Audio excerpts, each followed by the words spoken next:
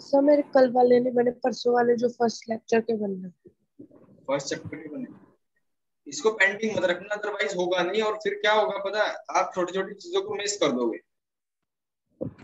Daily आपको आधा घंटा लगेगा इनको लिखने में, और अगर पेंडिंग में रखोगे फिर आपको मजा भी नहीं आएगा, कॉन्सेप्ट आप भूल जाओगे। बहुत सारी चीजें मैं बताता रहता हूँ ना, तो भूल जाओगे, आप लिख ही नहीं पाओगे नोट्स। यश सर अग्रवाल पर आपका मैंने भी बढ़िया जी। सर पर मैंने इतने बड़े नहीं लिखे नोट्स। हाँ जी। सर जितने ये प्रेरित ने लिखे, मैंने इतने बड़े नहीं लिखे। इतने बड़े नहीं लिखे, आप अपने वर्ड्स में डिस्क्राइब करके लिख सकते हो। यस। ठीक है, और एग्जाम में जितना ज्यादा डिस्क्राइब करोगे, जितना अच्छा डायग्राम होगा, उतने ही अच्छे मार्क्स आएंगे। ठीक है, चलो यस। देखो, एक बार देख लेते हैं प्रीवियस क्या पढ़ा हमने, कल वाली क्लास का देखेंगे, बाकी तो आपने सब कुछ याद कर ही लिया होगा।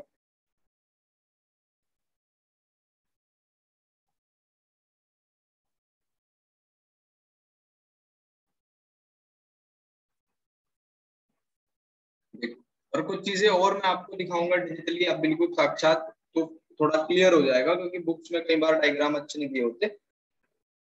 ठीक है, देखो, सबसे पहले हमने पढ़ा इस चैप्टर की शुरुआत कहाँ से हुई, लाइफ प्रोसेस। ठीक है, वो डिपेंड करती है, उसके 4 पिलर्स है, न्यूट्रिशन, रेस्पिरेशन, ट्रांसपोर्टेशन, एक्सक्रीशन, और इन सब के थोड़े थोड़े फंक्शन के बारे में हमने जाना। फिर न्यूट्रिशन के मोड है, ऑटोट्रोफिक और हेटरोट्रोफिक। हम आते हैं सेकंड वाली कैटेगरी में, जो दूसरों पर डिपेंड होते हैं। और ऑटोट्रोफिक आपको पता है, फूड प्लांट वगैरह।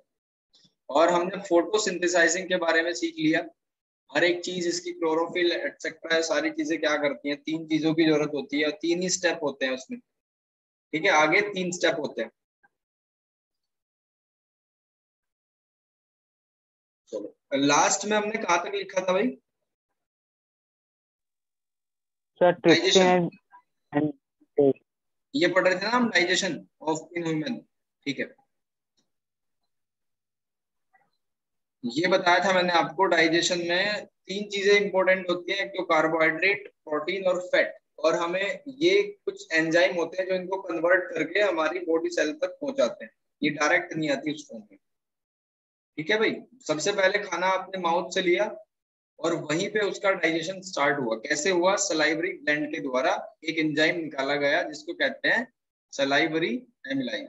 ठीक है, एमिलेज। ये यश अग्रवाल ने बताया था एकदम, बहुत बढ़िया याद है मुझे किस बच्चे ने क्या रेस्पॉन्स दिया था। उसके बाद इसका काम क्या होता है, कार्बोहाइड्रेट को ग्लूकोज में कन्वर्ट कर देता है। अगर ये बहुत कंपटीशन में भी कई बार देखा है मैंने क्वेश्चन, कि बताओ कार्बोहाइड्रेट का डाइजेशन कहाँ पे होता है, कार्बोहाइड्रेट ग्लूकोज में कन्वर्ट कौन करता है, तो अलग अलग तरीके से क्वेश्चन आते हैं। फिर उसके बाद खाना पहुंचा फूड ट्यूब की हेल्प से स्टमक में। स्टमक में क्या होता है, इनर लाइनिंग होती है, स्टमक में कुछ इनर लाइनिंग होती है। उन इनर लाइनिंग में क्या होता है, गैस्ट्रिक ग्लैंड होती है। गैस्ट्रिक ग्लैंड से क्या निकलता है, गैस्ट्रिक जूस। और वहां से 3 चीजें निकलती हैं, HCl, पेप्सिन और म्यूकस। ठीक है, HCl, पेप्सिन और म्यूकस। पेप्सिन का काम आसान करता है HCl, क्योंकि पेप्सिन क्या करता है, ये सिर्फ एसिडिक फूड को ही लेता है। ठीक है, इसका काम क्या है, प्रोटीन को एमिनो एसिड में कन्वर्ट करना। ठीक है बच्चों, तो HCl क्या करता है, खाने को make food acidic for the action of pepsin. ठीक है। हाँ सर। और म्यूकस, म्यूकस क्या होता है, एक जेल टाइप का मटेरियल होता है। ठीक है, it prevent inner lining of a stomach. देखो, जो जेल टाइप का होगा वो क्या करेगा, अंदर स्मूथनेस बना के रखेगा।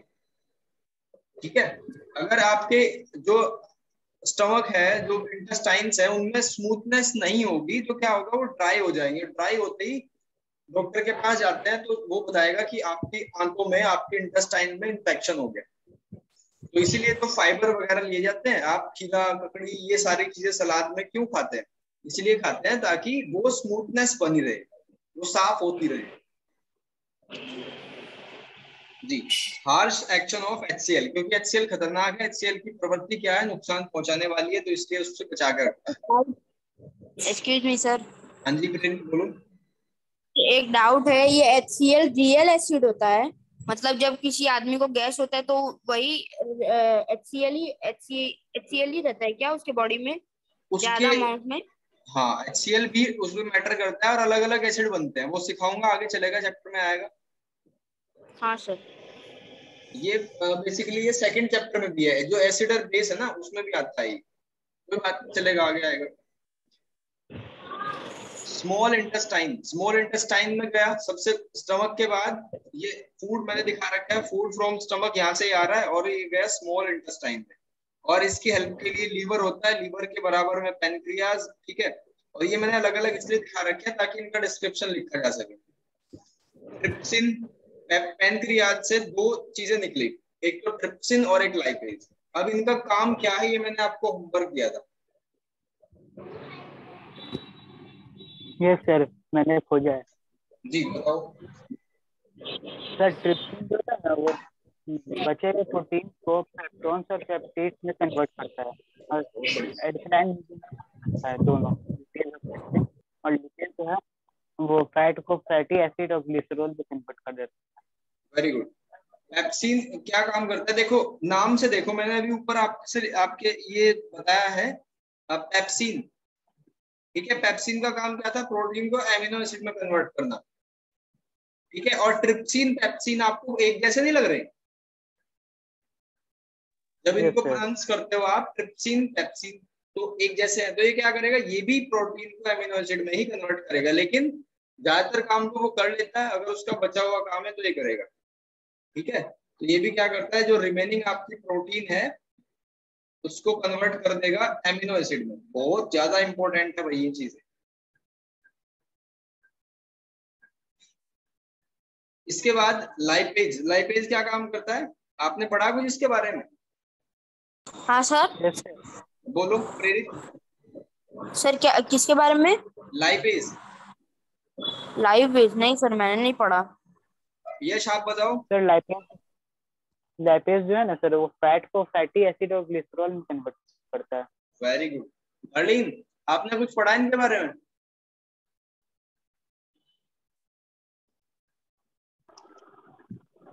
मैंने पेप्टोन और पेप्टिड के बारे में भी खोजा है सर। बहुत बढ़िया। अब से देखो क्या होगा कि जो भी आप चीजें खोज के पढ़ोगे ना, जिनका आप मेहनत करोगे, आप कहीं गूगल करोगे या आप अपनी बुक को एनसीईआरटी को पढ़ोगे, तो वो आप कभी भूलोगे नहीं।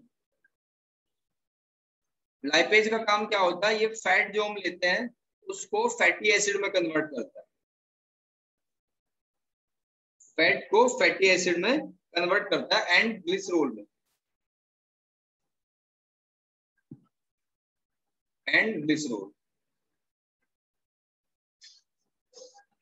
ठीक है भाई। ये पेनक्रियाज से निकले दो जूस है या दो एंजाइम कह लो इनको, ट्रिप्सिन और लाइपेज। उसके बाद लीवर क्या काम करता है, मैंने लिखा था कि इसके हेल्प के लिए, खाने के डाइजेशन की हेल्प के लिए। तो लीवर क्या काम करता है, लीवर से दो चीजें, दो सॉल्ट निकलते हैं, एक तो है बाइल जूस, सोल्ट तो एक ही निकलेगा, बाइल जूस और बाइल सोल्ट, याद रखना। बाइल जूस, नंबर दो बाइल सॉल्ट।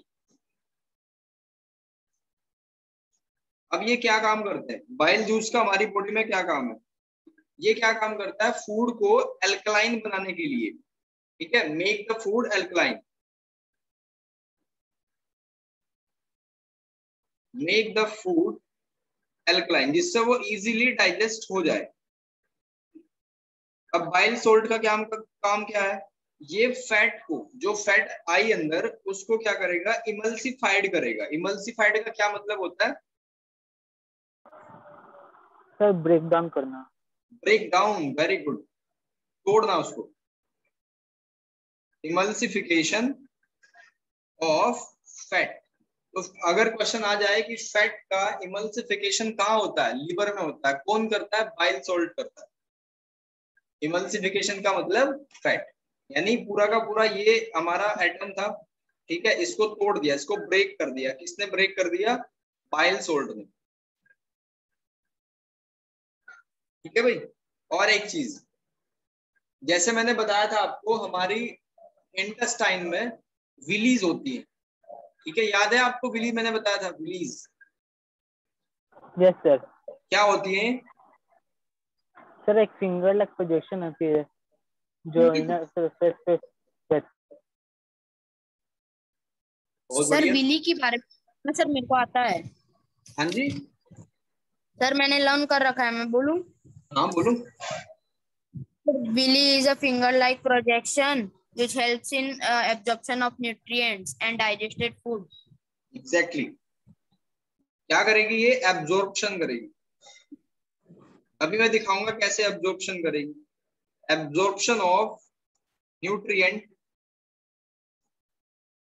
ठीक है। और ये क्या होता है, इसकी स्ट्रक्चर कैसी होती है? फिंगर लाइक स्ट्रक्चर, ठीक है। और ये फिंगर लाइक ही क्यों होती है?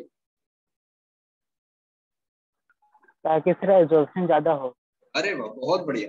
तो क्योंकि ज्यादा सरफेस एरिया हो, ठीक है ना, मैं बताऊंगा अभी, एक मिनट। इसका रीजन क्या है? मोर सरफेस एरिया। देखो एक चीज है, मान लो आप ऐसे जाओ, ए पॉइंट से आप बी पॉइंट पे, मान लो ये आपका घर है और यहाँ पे स्कूल है, तो ए से बी पे जाओ डायरेक्ट, तो सीधे चले जाओगे। अब मान लो वो रास्ता बंद है, मान लो उसमें कंस्ट्रक्शन चल रहा है और आपका रूट डाइवर्ट कर रखा है, तो आप जाओगे यहाँ से यहाँ तक, यहाँ से यहाँ तक, यहाँ से यहाँ तक, ऐसे करके जाओगे यहाँ। तो अब क्या होगा? अब आप ज्यादा ट्रेवल करोगे ना, यस सर। तो सरफेस एरिया क्या है वहां पे इंक्रीज होता है। तो ऐसे ही रिलीज होती है, क्या करती है? एब्जॉर्ब करती है चीजों को।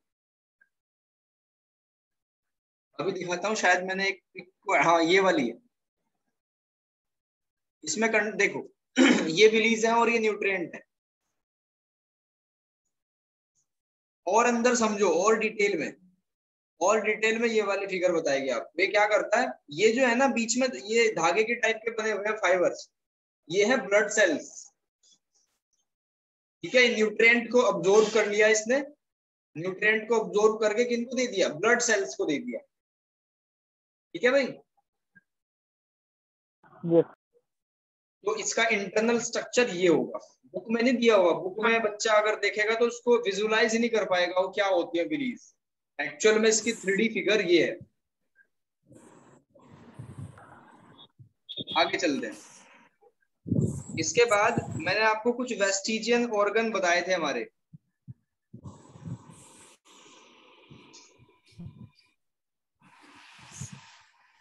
वेस्टिजियन ऑर्गन। वेस्टिजियन ऑर्गन का मतलब जो अब यूज नहीं करते हम। एक तो अपेंडिक्स है, पहले इसका यूज था, और एक टेल जो अब नहीं है, ठीक है। एक जनरेशन ऐसी आएगी जिसमें अपेंडिक्स भी नहीं होगा। और टेल का यूज क्यों करते थे हम? फॉर बैलेंसिंग, पहले बैलेंस बनता था उससे, अब हम उसका यूज नहीं करते, ठीक है भाई। हाँ सर। अब पहले टाइम में क्या था कि घास फूस खाया जाता था, उसमें क्या होता था, सेलुलोज को पचाने के लिए यहाँ से इसका यूज होता था, कुछ एंजाइम निकलते थे इससे, ठीक है। किसको डाइजेस्ट करने के लिए? टू डाइजेस्ट सेल्यूलोज, ठीक है भाई। ये हो गया हमारा पॉइंट, ओके। अब एक और फिगर है आगे, देखो। यहां से बिल्कुल आपको ऐसा लग रहा होगा कि एक्चुअल में हाथे निकाल के बाहर रख दी गई। आप अपनी स्क्रीन को जूम करके देखो एक बार। ये है आपका स्मॉल इंटेस्टाइन के बाद खाना कहाँ जाएगा बच्चों? Sir large intestine. ये यहाँ से बिल्कुल ट्रांसफर हो जाएगा लार्ज इंटेस्टाइन में। ये मोटी वाली जो है रस्सी टाइप, तो इससे जाएगा और यहाँ पे यहाँ पे यहाँ पे ऐसे जाएगा, ऐसे जाएगा और इसके थ्रू निकल जाएगा यहाँ से, ठीक है भाई। ये एग्जिट है।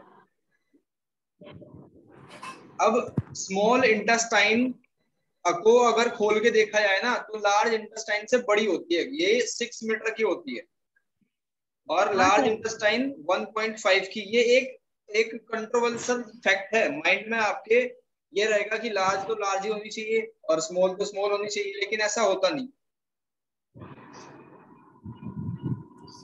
ठीक है ना। हाँ सर। अब हर्लिन यहाँ तक समझ आ रहा है यश? यस सर, समझ आ रहा है। अब लार्ज और स्मॉल नाम क्यों पड़ा इसका, ये भी तो कोई रीजन होना चाहिए ना इसका जो नाम पड़ा। चलो अच्छा बताओ आप क्यों पड़ा होगा। सर मुझे पता है हाँ जी बताओ।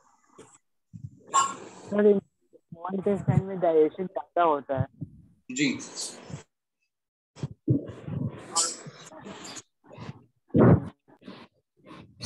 देखो, इसकी मोटाई के हिसाब से इसका नाम पड़ा, ठीक है। जो मोटी वाली है ना उसको लार्ज कह दिया, और जो छोटे वाली है उसको स्मॉल कह दिया।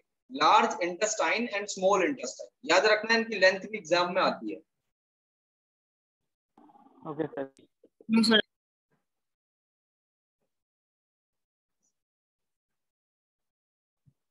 फिर आगे एक फिगर दे रखी है, ये कुछ ऐसे हैं जो पेड़ पौधों को खाते हैं जैसे दूसरे वाली कैटेगरी में, और फर्स्ट वाली कैटेगरी जैसे शेर हो गया, ये आदमखोर होते हैं, ठीक है ना।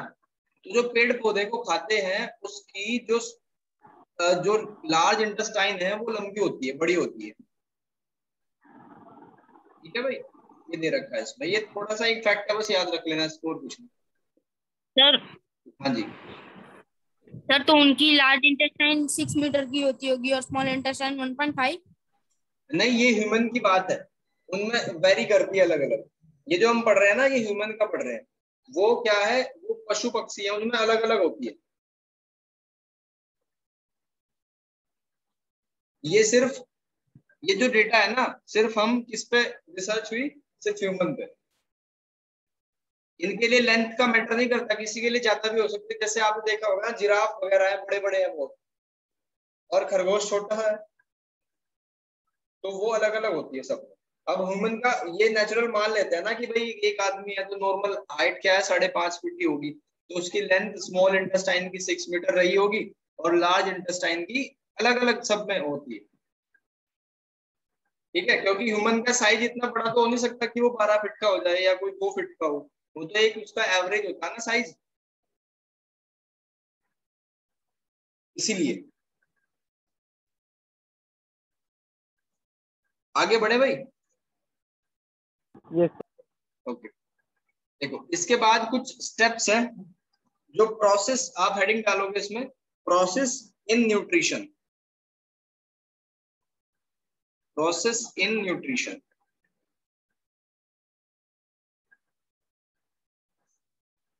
सबसे पहला स्टेप क्या है इसमें, सबसे पहले क्या होता है इंजेशन होता है, मतलब खाना आपने अंदर लिया, इंजेशन। इंजेशन का मतलब है क्या है, टेकिंग फूड, टेकिंग फूड। सबसे पहले खाना लिया, फिर दूसरा क्या होगा उसका डाइजेशन होगा। डाइजेशन कहाँ से स्टार्ट होता है, सबसे पहले माउथ से स्टार्ट होता है, ठीक है।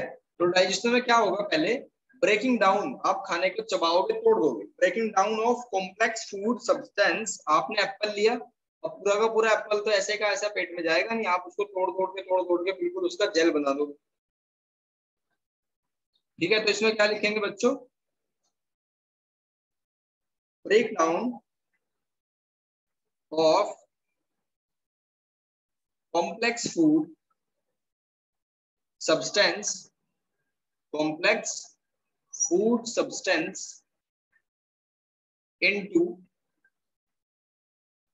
into smaller soluble food substance। soluble का मतलब जो घुलनशील हो, घुल जाए, soluble food substance, ठीक है भाई। अब तीसरा स्टेप क्या होगा, अब एब्जॉर्ब इसका होगा, एब्जॉर्प्शन। खाना आपने लिया चबा लिया, अब वो एब्जॉर्प्शन होगा, मतलब जहां जहां उसमें जो जो चीजें हैं वहां एब्जॉर्ब होगा, एब्जॉर्प्शन। हर एक स्टेप की खासियत आपको याद रखनी है। एब्जॉर्प्शन में क्या होगा, digested food is absorbed into body cells. Body cells भूखी बैठी है बिल्कुल तैयार कि हमें कुछ दो, अब आपने खाना लिया उसको डाइजेस्ट कर लिया, अब वो जाएगा बॉडी सेल्स के पास में। तो लिख सकते हैं अपनी लैंग्वेज में, digested food is absorbed is absorbed into body cells, into body cells. Step number 4, second last है मेरे पास उसके बाद। हाँ जी सर, मेरा ये डाउट है कि अगर हम पूरे दिन भूखा रहते हैं, ठीक है, तो अगर जब एंड में अगर पूरे दिन सुबह से रात तक भूखे हैं और एंड में सिर्फ 9 बजे या 10 बजे खाना लेते हैं, तो बॉडी उसको बहुत जल्दी होगी। हाँ बिल्कुल जल्दी डाइजेस्ट होगा, वो इसलिए तो कहते हैं फास्टिंग करनी चाहिए। अच्छा सर। फास्टिंग इसलिए कही जाती है क्योंकि हम क्या करते हैं, डेली के डेली खाना ठूसे जा रहे हैं, उसको रेस्ट नहीं मिल पा रहा प्रॉपर सेल्स को रिपेयर होने के लिए, लगातार काम पे लगा हुआ है आपका डाइजेशन सिस्टम। तो इसलिए कहा जाता है, हमारा साइंटिफिक ये सारी चीजें कि एक फास्ट रखना चाहिए। वो मान लो संडे मंडे में आपने रख लिया तो शंकर भगवान के डेडिकेटेड है, वो सारी चीजें बाद में, ठीक है। वो इसलिए है ताकि हम बाउंड रहे, हम बंधे रहे, हमें थोड़ा सा डर रहे। जो धर्म होता है ना, वो इसलिए होता है कि हम उससे बंधे रहे, उसकी बातों को माने। उसके पीछे साइंस होती है, हम डायरेक्ट साइंस को तो मान नहीं सकते। मान लो आप अपने घर में कहोगे कि मम्मी हमें फास्ट रखना या रखना चाहिए, अगर आप बताओगे, हमें हमारी बॉडी सेल्स उसको क्या करती है, एब्जॉर्ब करती है, क्योंकि डेली वो वर्क करती है, इसलिए बॉडी सिस्टम हमारा अच्छे से वर्क करता है। अगर हम उसको रेस्ट दें तो ये सारी बातें सब थोड़ा ही समझेंगे। तो क्या करा गया पहले टाइम पे, ऋषि महर्षि जो होते थे उन्होंने क्या करा, इसको धर्म से जोड़ दिया, इसको रिलीजन से जोड़ दिया। अब धर्म में तो हमें हमारी आपकी हम सबकी पूरी की पूरी श्रद्धा है, ठीक है ना, तो हम उसको तो गिरा ही नहीं सकते। तो अब क्या होगा कि चीजों से आपको जोड़ दिया गया। जैसे मुस्लिम धर्म में क्या होता है, रमजान चलती है तो 1 महीना वो फास्टिंग वगैरह करते हैं, सारी चीजें साइंटिफिक है। बट एक चीज है यहाँ पे कि मान लो आपने फास्ट कर लिया, बहुत अच्छी बात है, उसके बाद ठूस ठूस के मत खाना, उससे और ज्यादा वर्कलोड होएगा। एक तो आपकी जो मशीन थी, आपकी मशीनरी थी, वो एक रेस्ट पोजीशन में थी, और एकदम से आपने इतना ठूस के खा लिया कि समझो मान लो आपकी डाइट है 3 रोटी खाने की, और शाम को आपने 8-10 रोटियां खा ली क्योंकि हमने पूरे दिन में कुछ नहीं खाया था, तो वो हो जाएगा, वहां पे लॉस हो जाएगा वो। ठीक है भाई। Step number 4, assimilation. एसिमिलेशन का क्या मतलब है, जो आपने फूड को एब्जॉर्ब कर लिया, एब्जॉर्प्शन कर लिया, अब वो कुछ काम भी तो करेगा ना। क्या काम करेगा, एनर्जी देगा आपको, ठीक है। जो आपने फूड लिया वो किस लिए लिया, आपने आपको किसी ने बताया कि आपको क्या करना, ग्लूकोन डी लेना चाहिए, मान लो आप दौड़ के आए, तो किस लिए, एनर्जी के लिए। तो जो भी आपने फूड लिया वो आपकी सेल में एब्जॉर्ब हो चुका है, अब क्या होगा, वो एनर्जी देगा आपके पूरे शरीर को, ठीक है। तो हम इसमें क्या लिखेंगे, absorbed food is used to provide energy। 4th step clear हो गया।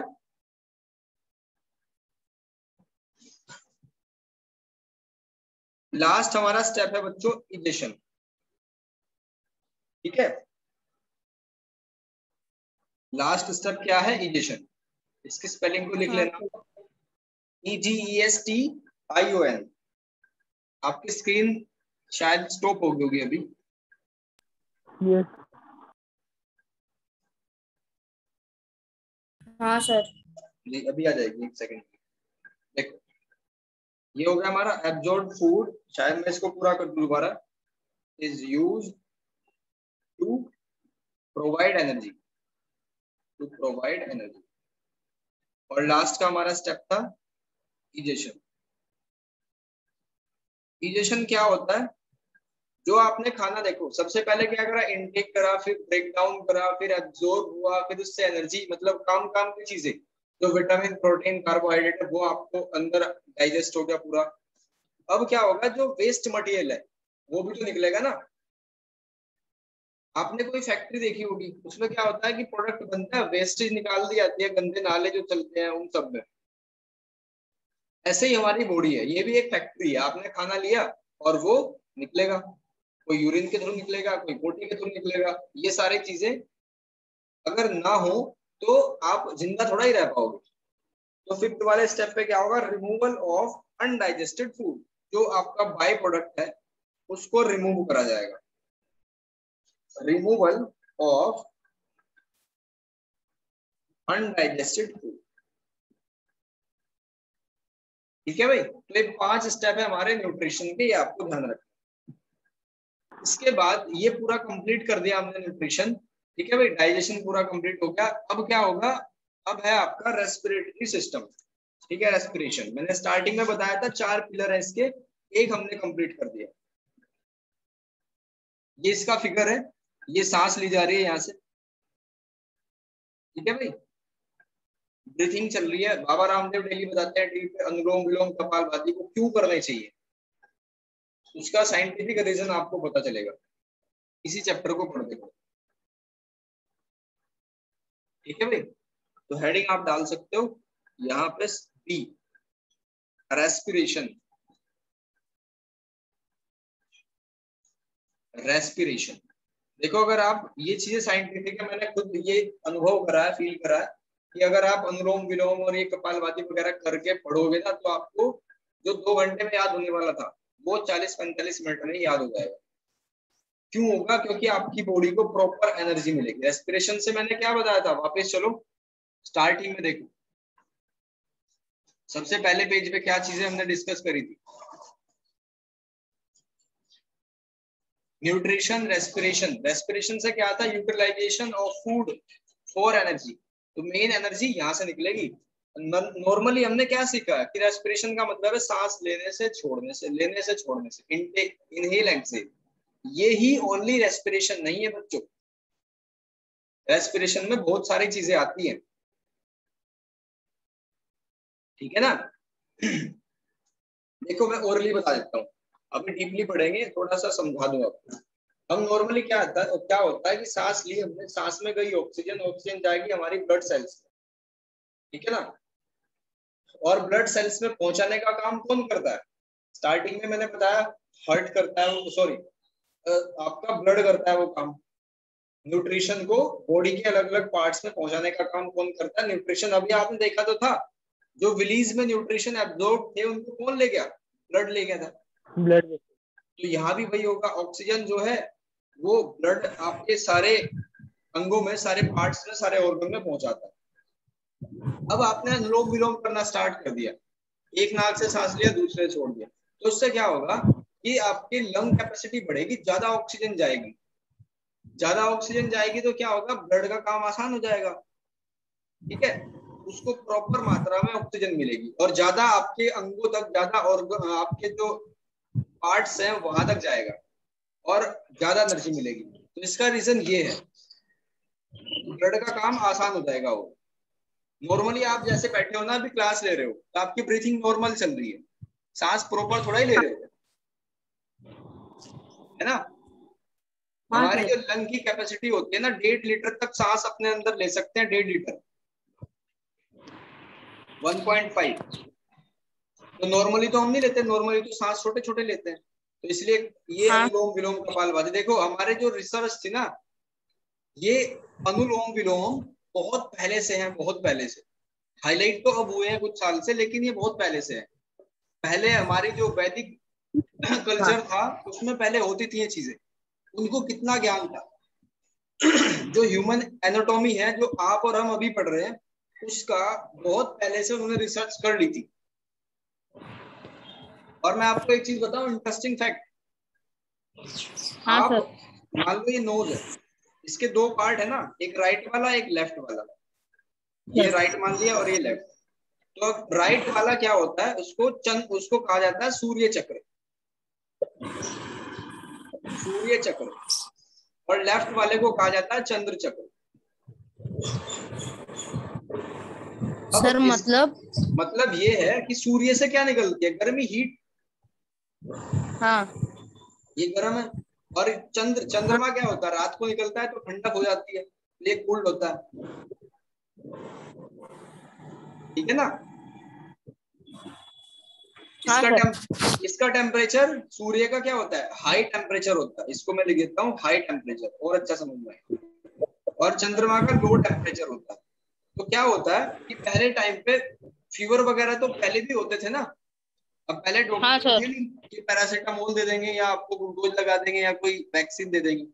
वो कैसे ठीक करते थे, देखो वो क्या करते थे, मान लो आपको फीवर है तो आपको हीट की जरूरत है, आपकी बॉडी को हीट ही तो देती है। मेडिसिन क्या काम करती है, आपको हीट देती है। सर मेरे पास भी है एक। सर मैं जहाँ स्कूल में जहाँ मैं पढ़ता हूँ ना, वहाँ एक बुजुर्ग सर है जो पढ़ाते हैं, बहुत अच्छा पढ़ाते हैं। वो साइंस के बारे में बता रहे थे। जब पहले के जमाने में ना, कि जब जैसे किसी को बुखार उखार हो जाता था ना, तो उन लोग के पैर के नीचे वाले पार्ट को घिसा जाता था, गर्म कर दिया जाता था। या अच्छा, तो सरसों का तेल लेके उनकी नाभि में डाल दिया जाता था, बिल्कुल पेट के अंदर, बिल्कुल से उनकी तबीयत ठीक होती। सही बात है। बिल्कुल ये सारी चीजें साइंटिफिक थी, अलग अलग रीजन थे। देखो यहाँ पे क्या था कि आपने ये उन्होंने रिसर्च करी कि एक लो टेम्परेचर होता है, एक हाई टेम्परेचर होता है। तो वो क्या करते थे, हाँ लेफ्ट वाले को बंद कर लेते थे, किसी रुई से या किसी हाँ और चीज से उसको बंद कर लिया। तो अब क्या है, सांस जो चल रही है वो गर्म आ रही है। अब वो लेट गए ऐसे ही करके, शाम तक ठीक बिल्कुल, क्योंकि पूरे दिन आपको क्या मिली, सिर्फ और सिर्फ हीट मिली। तो ऐसे वो अपने फीवर का ट्रीटमेंट करते थे। ठीक है भाई, अब एक डेफिनेशन लिख हाँ लो आप रेस्पिरेशन की।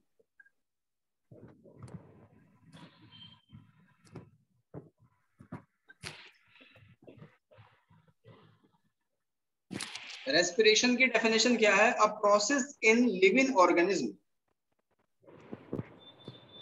A process in living, living में तो होता है, नॉन लिविंग में तो होता ही नहीं, ऑर्गेनिज्म। अच्छा एक चीज बताओ, यहीं पे मैं आपसे डिस्कस करता हूँ, जो नॉन लिविंग है यानी कि आप कोई डेड हो गया सपोज, तो उसकी सारी चीजें रुक जाती है, हार्ट बीट रुक जाती है, सब कुछ उसका रुक जाता है, लेकिन एक चीज चलती रहती है, वो क्या है? सर, सेठ जी आप हाँ जी, जाते हैं। एक बार रिपीट करना। सर जो आदमी मर जाता है उसी की ना बात कर रहे हैं आप? जी मैं कह रहा हूँ कि कोई आदमी डेड हो गया सपोज, हाँ सर। फॉर सम रीजन, तो उसमें सब कुछ सर तो सारे प्रोसेस। सब जी, द नेल नेल्स, बिल्कुल ठीक, बहुत बढ़िया, उसके नेल्स वगैरह बढ़ते रहते हैं। हाँ सर। बहुत बढ़िया। देखो डेफिनेशन क्या है, a process in living organism involving the production of energy. Starting में बता के चला हूं कि प्रोडक्शन निकले, एनर्जी निकलेगी यहाँ से। ठीक है, खाना जो आपने लिया, डाइजेस्ट कर लिया, तो उसकी एनर्जी बनेगी अब। ठीक है, टिपिकली विद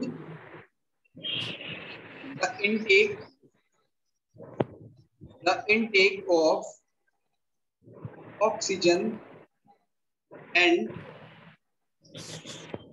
देखो हमने क्या करा, ऑक्सीजन ली और क्या रिलीज करा, release of carbon dioxide CO2 from the oxidation of complex organic substance, complex organic substance. जो ऑर्गेनिक सब्सटेंस आपने लिए उसमें से क्या होगा, आप इन्वायरमेंट में क्या करते हो, आपने ऑक्सीजन ली और CO2 बाहर निकलेगी। फोटोसिंथेसाइजिंग में क्या था, पेड़ पौधे हमसे अच्छे हैं, वो क्या कर रहे हैं, वो ऑक्सीजन को इन्वायरमेंट में ट्रांसफर कर रहे हैं। इसलिए कहा जाता है कि ज्यादा से ज्यादा आपको पेड़ लगाने चाहिए। क्या होगा, ऑक्सीजन का बैलेंस होगा आपके इन्वायरमेंट। ठीक है, एक चीज और बताता हूँ आपको, जो मैंने अभी बताया था ना आपको कि कुछ चीजें हमारे रिलीजन से जोड़ दी गई ताकि हम उनको आंख बंद करके फॉलो करते रहे, और वो चीजें अच्छी है। इसके पीछे भी यही रीजन है। एक कहावत है हिंदी में, एक वृक्ष 10 पुत्रों के समान होता है। 10 10 पुत्रों के समान, एक वृक्ष 10 पुत्रों के समान। मतलब सिर्फ इतना था कि अगर आप एक वृक्ष लगाओगे तो उससे बहुत ज्यादा ऑक्सीजन निकलेगी, सिर्फ इतनी सी बात। उसको महत्व दिया गया है बहुत ज्यादा। एक तो उसकी छांव में बैठ सकते हैं, वो स्टेबल रहता है, कभी आपसे कोई डिमांड नहीं करता, सिर्फ पानी चाहिए उसे, ठीक है ना। तो इन कहावतों का सिर्फ मतलब इतना है कि हम इनको आंख बंद करके फॉलो करें, अगर हमें साइंस भी ना पता हो। तो क्योंकि यहाँ से O2 निकलता है, ऑक्सीजन निकलता है, इसलिए कहा गया है पेड़ पौधों को श्रेष्ठ बताया गया है। और पीपल का जो वृक्ष है ना, पीपल, उससे सबसे ज्यादा ऑक्सीजन निकलती है, हाईएस्ट ऑक्सीजन प्रोड्यूसर है, तो इसलिए सर इसकी ये पूजा। बात हाँ जी। सर बात सच है कि पीपल के पेड़ में भूत रहता है? नहीं, वो मिथ है। सर वो तो कुछ कुछ लोग बोलते थे गांव में। नहीं, कुछ नहीं होता उसमें, ऐसा कुछ नहीं होता। बहुत सारी चीजें थी जो पहले बोली जाती थी कि इसमें भूत होता है, ये होता है, कुछ नहीं होता ऐसा, जबकि उसकी तो पूजा करी जाती है वो। हाँ और वो हाँ, उससे तो पूजा भी की जाती है। और इसलिए पूजा करी जाती है क्योंकि उसमें कोई भगवान थोड़ा ही है, इसलिए पूजा करी जाती है क्योंकि उसमें ज्यादा ऑक्सीजन का लेवल होता है, हाईएस्ट ऑक्सीजन होती है उसमें। अभी क्या हुआ था, अभी इंटरनेट पे एक फोटो वायरल हुई थी, एक अंकल थे, उन्होंने क्या करा, पीपल के पेड़ पे कुर्सी का बैठने का बनाया और कुर्सी वहीं डाल के बैठे, क्योंकि ऑक्सीजन की बहुत ज्यादा कमी थी कोरोना में। तो इसलिए उनका रूटीन था कि 1-2 घंटा ऊपर बैठ के ऑक्सीजन लेवल को हाई करके तब नीचे आते थे। तो इसकी पूजा, पीपल के वृक्ष की पूजा इसलिए करी जाती थी क्योंकि ऑक्सीजन का लेवल हाई रहे। सर तो हो गया ऑक्सीजन लेवल? हाँ जी, ऑक्सीजन लेवल हाई उनका हो गया? बिल्कुल। अच्छा। उनको कोरोना था नहीं, वो तो प्रिकॉशन के तौर पे अवेयर थे, उनको पता था कि इससे ऑक्सीजन सबसे ज्यादा निकलती है, तो वो वहां पे जाके बैठ जाते थे खाली टाइम में। सर मेरा क्लास टाइम चालू हो गया सर, ठीक कर बिल्कुल, दूं? क्लास एंड कर रहे हैं, ठीक है भाई। तो यहाँ तक का आप नोट करो, प्रॉपर नोट्स बनाओ, और आज के लिए इतना ही, बाकी कल करेंगे। रेस्पिरेशन के बारे में आपको पढ़ना है, मैं कल पूछूंगा आपने क्या पढ़ा, ठीक है भाई। आज के लिए इतना ही।